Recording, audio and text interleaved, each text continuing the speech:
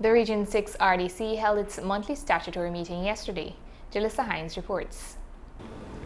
Yesterday, August 5th, 2021, the Region 6 Regional Democratic Council held its monthly statutory meeting at the Council's boardroom to discuss matters in Region 6. Prior to the discussion of issues in the region, Chairman of the Region 6 Regional Democratic Council, Mr. David Armagon, highlighted the new COVID-19 vaccination guidelines. That you have not only the evidence in a book, you also have to show your identity that you are the person, because you could borrow your neighbor book. Right? So you have to cover that book plus the identity, your identity, and then you will give them a pass through the gate. In the meantime,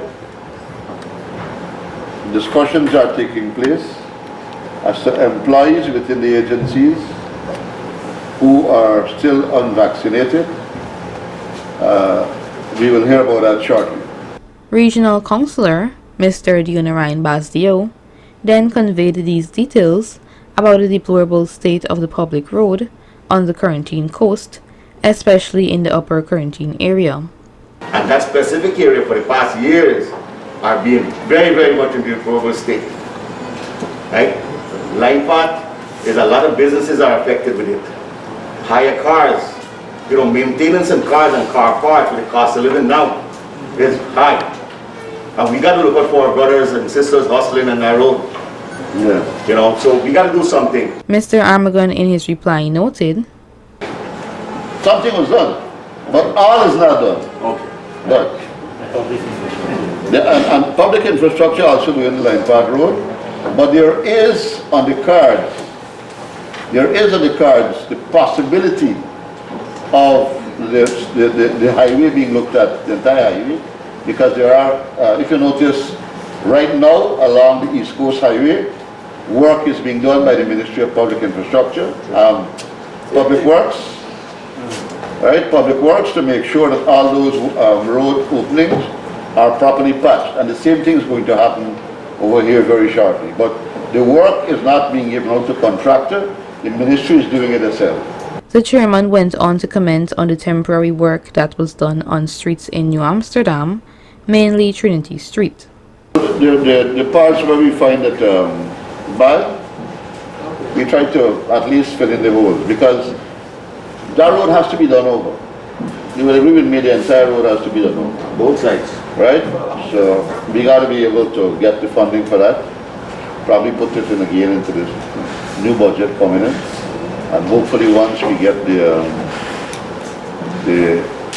money to do it, we can get that done. You see, the thing is, once a road falls under the municipality, it becomes an urban road, right? And what we can focus on in the RDC is basically rural roads.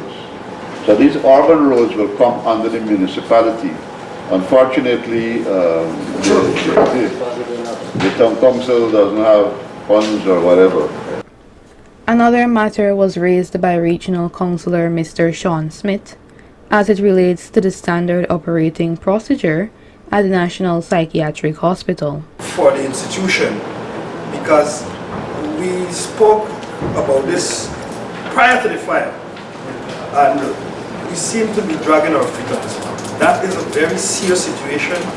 The amount of burn the patients endure, and all the confusion that transpired warrants that we should take this matter seriously and try to establish a standard operating procedure.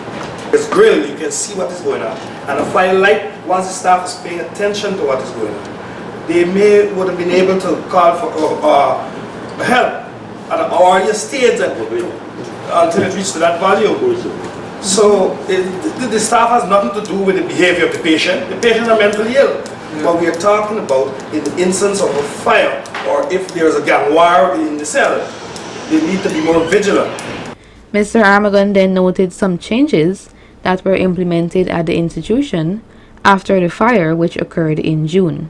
Particular section that was gone over. And what we did is make like small rooms, like how you got cells. So these ones that behaving bad, they're put into cells. And so they get the toilet and so in the cell. So they can't come out. Right? So we didn't put all the people together in the whole, like an open concept. So we got about 8 or 10 of these rooms. We have to look at that too. So maybe some of them not there too sometimes, and the patient have to go. Maybe short staff. So we gotta pay some more attention. Lastly, Regional Councillor Mr. Colin Moore expressed these sentiments on the issue of signs on the footpath of public roads. For the signs to be removed from the road, it is government's reserve. If you go to Rosal, you'll see there are certain stores, 3-4 signs on the parapet. The car can't park.